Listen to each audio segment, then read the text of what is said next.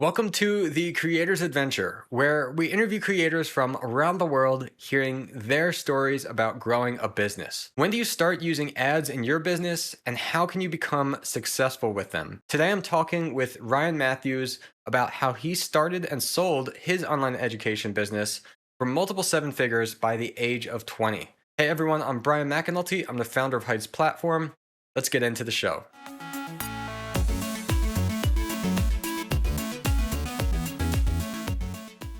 Hey everyone, we're here today with Ryan Mathews. He is an expert in online education businesses. He specializes in scaling great products using direct response marketing and creating optimized sales processes. He started and sold an education business for multi seven figures by the age of 20. Ryan, welcome to the show. Thanks for having me, man. I'm excited to be here. Yeah, me too. So, my first question for you, I like to ask a lot of guests this recently. What would you say is the biggest thing that either you did or you are doing that has helped you achieve the freedom to do the things that you enjoy? That's a good question, man. I recently a friend of mine asked me to come up with a list of leading indicators that he called them that led to me being able to sell that company for multi seven figures and ultimately build it to that point. And I wrote down a lot of different things from, being able to make great offers, being able to come up with, great marketing and great hooks and all these different aspects of just things that led to that success. But then I got to the end of the list, and the thing that I ended up writing down was being willing to be mentored, right? Which obviously I think for people inside of the education space is really natural, right? Because that's what we do for people. So we automatically assume that that's good for us to do as well. But I think not only being willing to seek out the help, but I've just been told by a lot of different people that I've sought help from, whether it be Sam Evans or different people, that I just did a very good job at listening, right? I don't want to toot my own horn. This is just coming from them. So just taking what they knew and applying it really without changing anything because they were further ahead than I was, right? And then once I got to the point where I felt like I kind of preferred the way I had something over the way they had it, then I started to change it, if that made sense. So just kind of following what they said initially, very simply, until I got the results that they were getting. Awesome. Yeah, I think that's a really great example. Um, and yeah, I think what you're getting at is a lot of people say like, "Oh, I'm willing to listen to people," but they don't really Mm. deeply listen to what the person's saying. And if they hear it, but then they kind of go and do something else. And so you're Yeah, saying it's weird. you literally did exactly what it is that you were taught, and then modified it after that. But you really deeply listened to what people told you. Yeah. Cool. I like that. Um, so to start off, many in our audience, I think, would call themselves more so a creator than a digital marketer. And Hmm. ultimately, though, to succeed with an online education business, it's going to be necessary to learn how to market your products.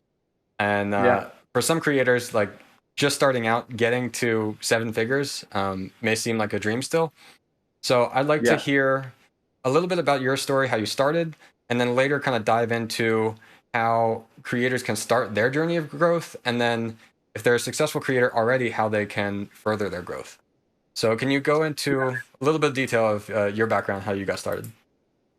For sure. It's interesting you mentioned the fact that you have a lot of creators and they're not necessarily digital marketers because I leaned into that, and that's a big reason why I am where I am now is I very much so am a digital marketer at heart, or at least a marketer at heart. Like even as a kid, I remember buying cereal boxes, like or my dad would buy a cereal box and I'd be sitting there in the morning, you know, eating my cereal and like wondering like why would they put that there? And like, then you're at this like, why do they put it on that shelf? And just wondering from a very young age Mm, why companies did certain things or watching a TV commercial and wondering if there's any rhyme or reason behind the color they chose or, the actor they chose or whatever it may be, right? So it's very natural for me when I started my first company to just dive very deeply into that. Then eventually, I kind of had multiple e-commerce stores, did some retail arbitrage. It was just kind of really going around, just kind of tiptoeing in all these different business models, going all in, but not really knowing much, and kind of stacking the proverbial brick bridge, if you will, of just learning different skills. So I was going to get to the other side of seven figures. And I was working at a consultancy, a coaching company, doing sales from one of my first mentors that taught me e-commerce, web design, all that type of stuff. And I was doing sales for him, and I had another friend there that was doing sales as well. And we on the side just started developing some websites for different people that were asking us to. So without even knowing it, we kind of started this small agency and got it pretty quickly to six figures within like almost no time at all. And then I ended up telling the company owner, I was like, oh yeah, man, we started, designing these websites. He's like, oh, well, if you're going to do that, I feel like you should just do that and not work for us. Cause he just didn't like the idea that my focus was split. I was like, oh, all right. So like basically fired me. And I called my friend that day who was also doing that with me. I was like, hey man, I just got fired. So I think you're fired too. So we should start an info product. Was the way it started because my friend at the time knew really well how to build online clothing brands. So I was like, you know how to do this. I just learned how to do the sales, the marketing, all this stuff by watching this company do it. I have a good idea of it. Let's go. And you just teach this stuff and you help the clients. And he's like, all right. And then we spent the next 33 months with that exact model, where at the end, he was leading the product department. I was leading the marketing department. So it's interesting where I had that creator that wasn't a digital marketer, and I was a digital marketer that didn't necessarily have a skill that could be a creator, right? Yep. So we just paired those two together, which I know we're going to get into this later, but ultimately led me to actually start Consulting Label, because I was talking with Sam Evans again, and he pointed out that exact thing. He's pointing out there's a lot of digital marketers that love digital marketing, and they see selling courses as a vehicle to get to seven figures, but they don't have anything to teach themselves. So they end up teaching a course on how to sell courses, right? And they have coaches teaching coaches how to be coaches, which is a very weird ancestral model that no one likes, and from the outside looking in is very, very weird. It's So exactly, I because think, one of the kind of problems of the industry, and why I'm doing this podcast here, because that it shows there's not enough knowledge and education yet in knowing how to launch your own product as a creator. So Absolutely. Yeah. So with that, when Sam pointed that out to me, I was like, oh, that's true. And he pointed out that like it's such a great model because there's so many people that are creators that don't want to market, don't know how to market, and they just love what they do. And that's honestly why they're so good at it, right?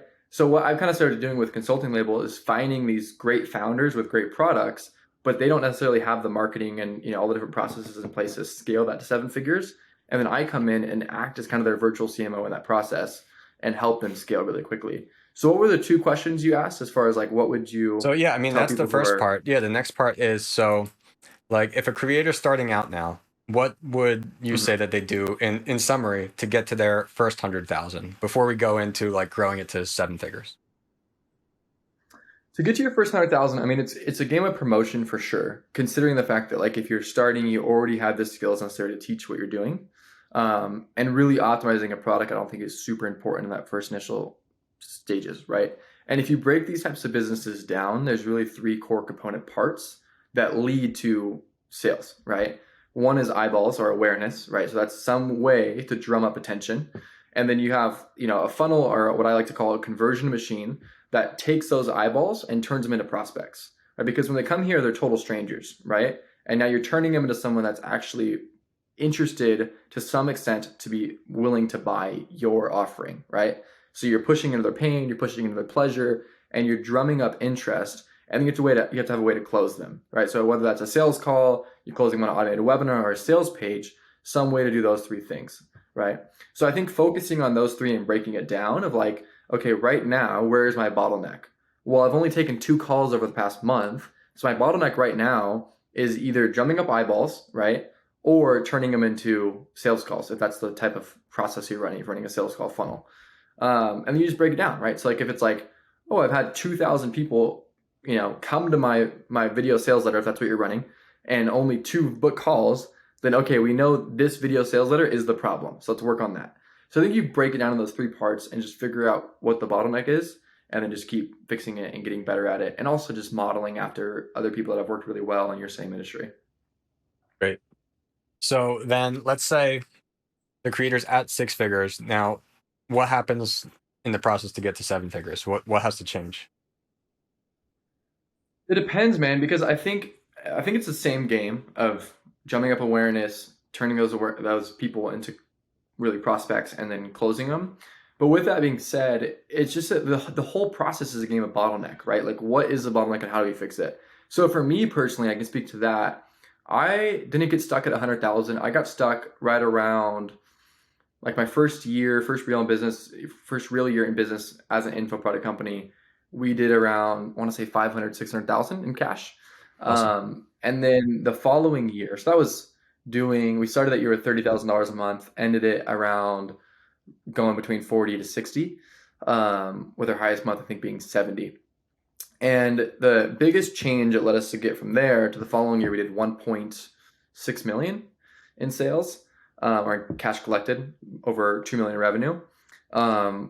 Was a few different things. One was raising our price, and two was spending more on ads, right? So it's just drumming up eyeballs and then having a way to convert those at a little bit higher ticket to increase those margins, as well as optimizing our sales team more, right? So our sales team towards the tail end of 2020 had kind of gone down a little bit. Their conversion rates were going down, and that was the biggest bottleneck. So it's really all three of the aspects, definitely getting enough awareness and then also just being able to close those people.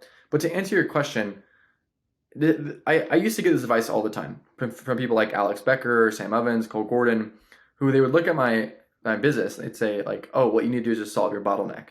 I was like, but what is my bottleneck? Like, that's so hard to see, because it really is when you're in the weeds looking at it. But that's truly like the way you do it, is you figure out what the bottleneck is and then you solve it. There was a few, to go a little bit deeper though, there's a few main kind of belief switches that had to happen going from 6 to 7 figures. And I just mean that in the sense of something like this, where I was spending around $30,000 a month on ads, right, to make back 90, right, which is a pretty good return. And every time I tried to bump it up a little bit, the profit went down and I couldn't really handle it. So I'd bump it right back down and the profit would go back to where it was and I felt good again. And I was talking to Cole Gordon, who, if you don't know, do you know who Cole Gordon is? Yep. Yeah, but you could Cool. mention them quick for the rest of our audience. So. Yeah. So he's in the same space, courses, coaching, consulting. He's scaled to like $25 million a year in 2 years. He does sales training for both sales reps and for consulting companies, training their sales teams. So I was working with him at the time and I was showing him kind of, everything we were doing. We were stuck around 60, 70, $90,000 a month. And I really wanted to get to 100, right? That's like the dream outcome that everyone in this space wants to get to. And I had been trying for a couple of years, struggling to ever break past that ceiling. Like, we got so close, but just couldn't do it. And we were on a call. I was like, hey man, like, what do you think I should do? And he was like, just spend more on ads. And I was like, what do you, like, every time I try and spend more on ads, my profit goes down. Like, I'm not going to spend more on ads. And flashing back 2 months prior, Sam Evans had told me the same thing. And I was like, I'm not going to spend more on ads. But now, since Cole had told me that, I was like, well, maybe there's something to this. And he was like, just literally double your ad spend for 30 days. And I was like, that's like an extra $30,000 a month, which is like, that's our profit, right? Like, that's insane. He's like, just do it. Like, just do it. It's just do it. I was like, all right. So I doubled my ad spend. We spent 60,000-ish the next month on ads. And we literally went from 90 to 150,000. And then the following month we got to 200,000 with only 6,000 more ad spend. So we spent 66,000, made back 200,000. So it goes back to that first question you asked me, and I answered with mentorship, right? Being willing to listen and just like, hey, this person's made $25 million this year. I've made $1 million. They probably know a lot more than me, right? And just taking that advice. Awesome. Well, one of the things that I usually tell, especially new creators, because I think like ads are intimidating, especially if you're not the digital marketer. And it's really easy if you don't really invest in it and learn about it to just pour money away. And so I think for most new creators, if you're still getting to that 6-figure mark, even just forget about ads and work on partnerships, affiliates, organic growth, other methods of growth. Would you say you agree with that? I think it depends on the person and their unique skill sets and who they, like what they're doing. I had the privilege of, at the sales company, I was running some Facebook ads for my own, like bringing in leads for myself. I guess And I I mean, was yeah, spending, I agree with that. I guess I mean, let's say this particular persona, they've never touched ads, they've never seen Facebook ads, Google ads, any of that. I think so. I mean, yeah, I think so. I think it depends on ultimately how quick they want to scale too, right? Because I am a big proponent of mastering both organic and ads, because I do think organic is a longer play, right? And it's ultimately like the businesses that I've seen that are the most profitable and healthy and long term, they know how to drum up a community of people and, make it, whether it's grow on YouTube or whatever it may be. So I think that's a very valuable skill that should be started from day one. The piece of advice I always give is, say you're getting to 100,000, I would, one, like, for what what I did is I just went through a different, some course that taught me ads, right? At the time it was Sam Evans on Facebook ads, which is way outdated now. But I went through Sam Evans' course, and part of that was on Facebook ads. And I just, again, watched what he said, and I was like, okay, I'm going to do this. And he said, start with an initial budget. So we got a couple sales on our program, and we set aside, sorry, $1,500. I was like, I am willing to lose this $1,500, right? I'm willing to lose it. Let's test with this. So we set $100 a day for 15 days. And then by the end of that 15 days, we were getting sales. And the next month we spent $5,000 in ads and turned it into 30, right? So I think if whatever you're testing with, as long as you're willing to lose that, there's not really much, like it's just part of the game, right? Yeah. So I like do that. think it's a skill you should learn, at some point. But yeah, I mean, if they can get to 100,000 by doing JVs and affiliates and organic, that's a great play too. Yeah. Yeah, I like that. If long term, it's best to master both organic and the paid ads, and so you're going to start eventually at some point. So as long as you're comfortable with the idea that the amount you're willing to invest, you're comfortable with losing. I like that. Yeah. Great. All right. So with your business consulting label, you help grow online education businesses. It seems like one of the main services is the done for you YouTube ads. Why YouTube ads specifically? Well, I have done both Facebook and YouTube, and there's a few different reasons why I like YouTube over Facebook for this type of company. The most simplest is Facebook is just very, very annoying with what you can and can't say, right? Like they just flag certain words, like you use the word system, and they're like, you can't say that, ads disapproved, and you get banned, right? And I'd spent around $100,000 on ads, and then one day I woke up and all my ads were shut down. And I was like, I'm not even going to try to get all these back. I'm just going to YouTube because I'd already thought about it for a while. And then I went and spent $1 million on YouTube and had literally no problems with getting disapproved, right? So that was awesome. Past that, typically in the funnels that we're sending these people to, they have long form videos, right? Whether it's a video sales letter, a webinar, whatever it may be. And to get someone from scrolling on Instagram to then go watch a 30-minute, hour-long, 2-hour-long video is a really hard ask. But to get someone that's on YouTube watching videos to go watch a different video is not as hard of a transition. That's number 2. And then number 3, the targeting it allows you to do for an education-based offer is far superior in my opinion, because you can target people that are actively searching to learn what you teach, right? So if you teach YouTube ads, for instance, you can literally target how to run YouTube ads and put all your ads on that, initial keyword. So those would be the few reasons I would say. Well, yeah, that's great. Good points. What would you say are some maybe common misconceptions about running YouTube ads? That's a good question. I feel like one that I've heard a few different times is the two I've heard a few different times is one, you have to be, this media person, this influencer to be good at them. Candidly, I was not good at them when I started at all, right? And they still worked, and I just got better and better and better, and it's a skill that anybody can learn. Secondly, for some reason, I've heard that you need, outrageous budgets to be able to be profitable with them, and if you don't have $100,000 to start, then don't start it, which I just don't agree with at all. So I'd probably say those two. Oh, and a third one, but this is probably very controversial in the internet marketing space, is that high production doesn't work as well as low production. And I've just seen that high production works very, very well. I've seen low production work well too, but me personally, I've seen high production outperform low production on my own ads. So Interesting. that's both of them. I also want to go into just a little bit of a point I just happened to notice on your Instagram page. I think a reel you did maybe talking about how copy is maybe not as important as some people think in a YouTube ad. Can you go into that a little bit? Yeah. So my friend asked me why most people's ads suck, right? And I was like, we should make a video about this. So we made a video about how body language, tonality, and the words you actually speak are all vital points of your copy. And there's been different psychology professors that have written books on it. This guy, Albert Maribin, wrote Silent Messages. And he outlined this rule called the 7-38-55 rule, saying that only 7% of the way we communicate emotion and what we're communicating is through the spoken word, while 38% is body language, and I believe 55% is tonality. Those might be switched. But regardless, a lot is communicated outside of what you're saying, right? Like if I go outside right now and tell my wife that I love her and I'm like, I love you, she's not really going to feel it, right? But if like, I love you, then she's going to feel that a lot more, right? So it's not that copy doesn't matter, because it definitely does, but it's just one of kind of the three pieces inside of that puzzle of making great ads, right? And that learning tonality was one of the biggest things that ultimately helped me get really good at marketing and ads and video. So just a very important part. Yeah, I think that is important.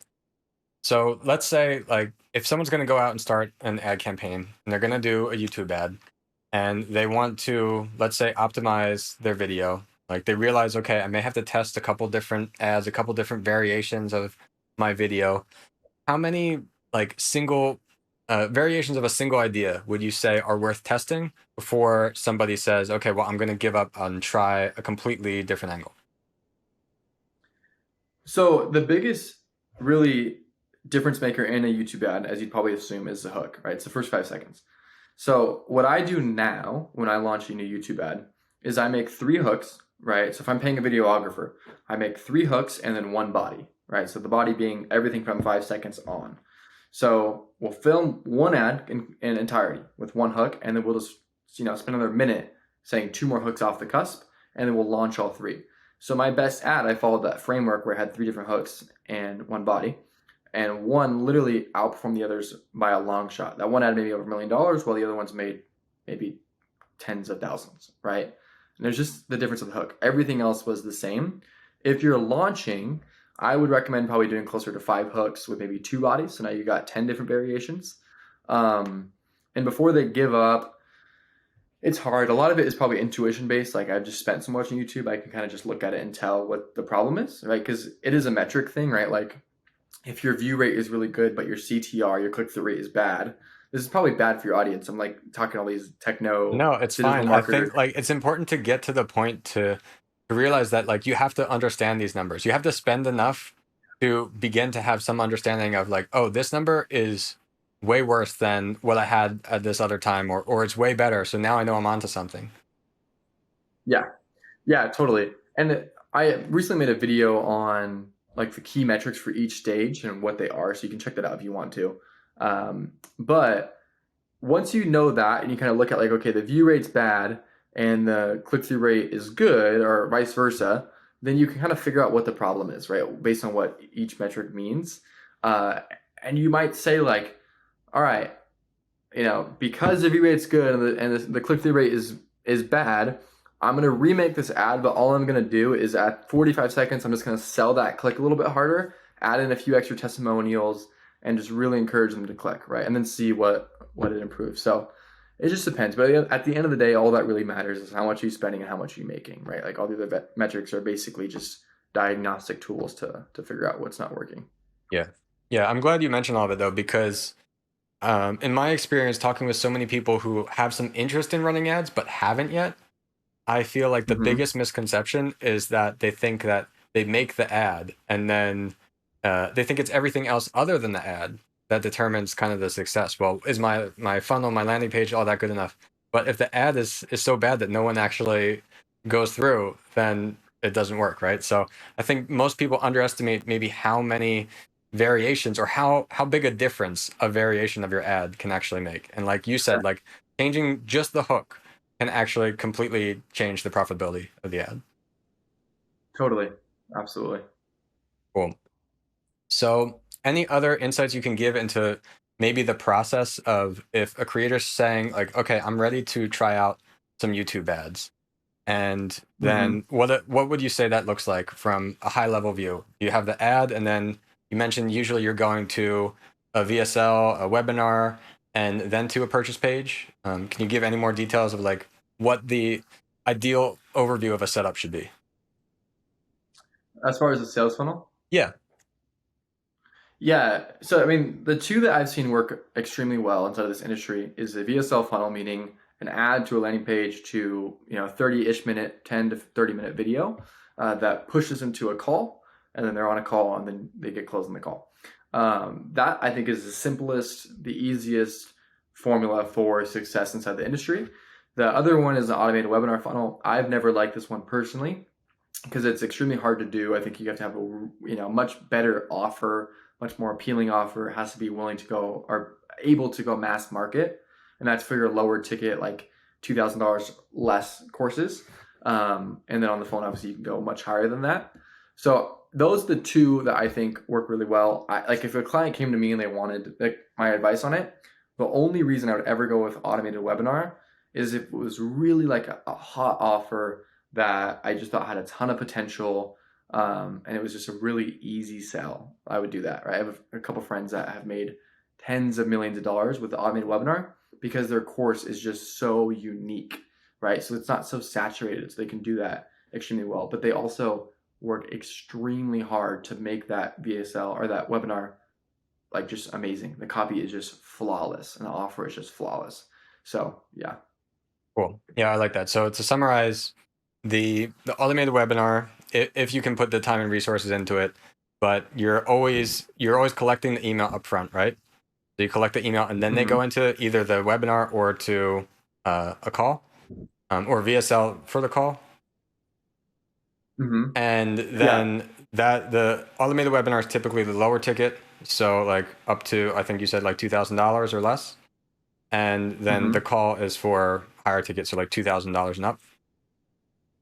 Yeah, I mean, I started with a call funnel at $1,000, and we liked that. And then we tried to switch to automated webinar. This is back in 2019, and it did not work very well. We were like struggling to make profit because it's just a harder game. Like anything, if anything breaks, if your email stopped delivering, if you're not completely on point in that webinar, you're done. So over the course of like 3 months, I think I filmed like 15 different 2-hour long webinars and just literally testing and testing and testing and testing to the point where I got to February of 2020 and we were not profitable that month. We made like $25,000, but we'd spent more than we made. And I was like, this is not good. So we ended up going back to that VSL funnel, doing that. And then we got to 40 the next month with great profit, to 50 to 60. And we just were able to scale a lot faster when we got back to that automated or that VSL funnel instead of the automated funnel.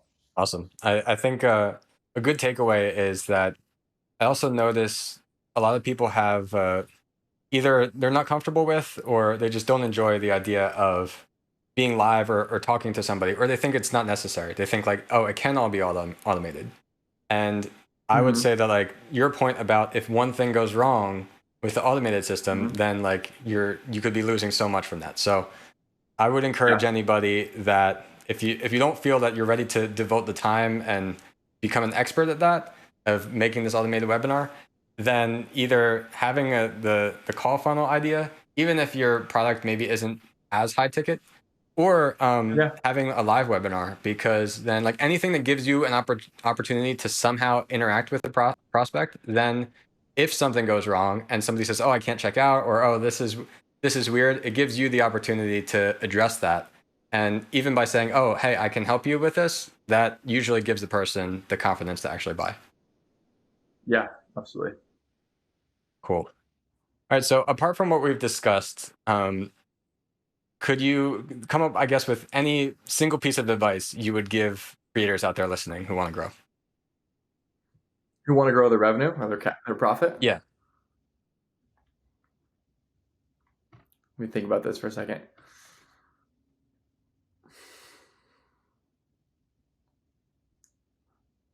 There's so many things you could say, right? Because like each integral part of this, whether it's making better ads or writing better emails, like all of those obviously matter. And we've obviously already gone over kind of how do you develop those skills, right? Of going to people who have already kind of seen the results that you want to see and just kind of figuring out their system and using it. Past that, I would say it's the best people in the industry just don't accept mediocrity as a standard, right? Like they don't accept the fact that like their ads are just okay, right? And I've seen this time and time again where great people really master one thing before they move on to the next, right? And like I have a friend who runs an Amazon FBA course. They do 8 figures. He makes $20 million plus a year on Amazon. Great guy. And I heard him talking about this before, where he was talking about how like people were like, why aren't you doing this? Right? Why aren't you working on this right now? He's like, because I haven't got good enough at this other thing that I'm working on. There's still juice to be squeezed out of this. I think that's a very just great character trait to have, that you like want to get really good at each integral part before you get shiny object syndrome and move on to the next. Right. So like just really focus on mastering, how do I make this funnel really good? Right? Like how do I bump this, this video conversion rate up? How do I get better on the sales call? Right? How do I take my conversion rate on the sales call from 20 to 30%? Like those are the needle movers. It's typically the boring work, right? The things that you probably would be doing if you needed to make money tomorrow, right? You'd work harder on those things today. So that's probably my boring answer. No, I like that. I would add to it that it's a good way to kind of describe that some people have the kind of sense that like, okay, I did this thing, I have these ads, it's kind of profitable, and like that's that. But it's good to have the mindset that you're talking about, because you're looking into how everything can always be improved. And I think Mm-hmm. as a creator, as a digital marketer, that's super important, because the product that you launch, like that may not be the super successful product, and like that's it, you're done with life. Like generally, like the life of a entrepreneur is one of constantly releasing these other products, making tweaks, making improvements. And so whatever is your like present moment as an entrepreneur, realize that you can make adjustments to improve things, realize that you can release other products in the future and continue to grow. Mm-hmm. Absolutely. That's a great point. Cool. All right, so I have one more question for you. On the show, if we'd like to ask every guest if they have any questions for the audience. So if you could ask anything to our audience, anything you're curious about, anything you want them to think about, what would that be? Yeah, the thing I would ask is, what would you do if you knew you couldn't fail? And I asked that question because last year that was a question I asked myself a lot, which ultimately led me to sell my company and start a consulting label. Because I just realized, like, ultimately, when I look 10 to 20 years down the road, what I was currently doing wasn't what I was doing then, and it wasn't even on the trajectory path of getting me there. So a lot of times I think we don't do what we actually want to do in business or in our career or whatever because we're scared of failing. So what would you do if you couldn't fail? And then what would it take to not fail at that thing? Might open up some interesting thoughts for you. Awesome. Yeah, that's a great question. All right. Well, Ryan, before we get going, where can people find you online? I'm on YouTube, Instagram, LinkedIn. You can go to my website, consultinglabel.com. Check me out there. All right. Awesome. Thanks so much, Ryan. Yeah, it was fun.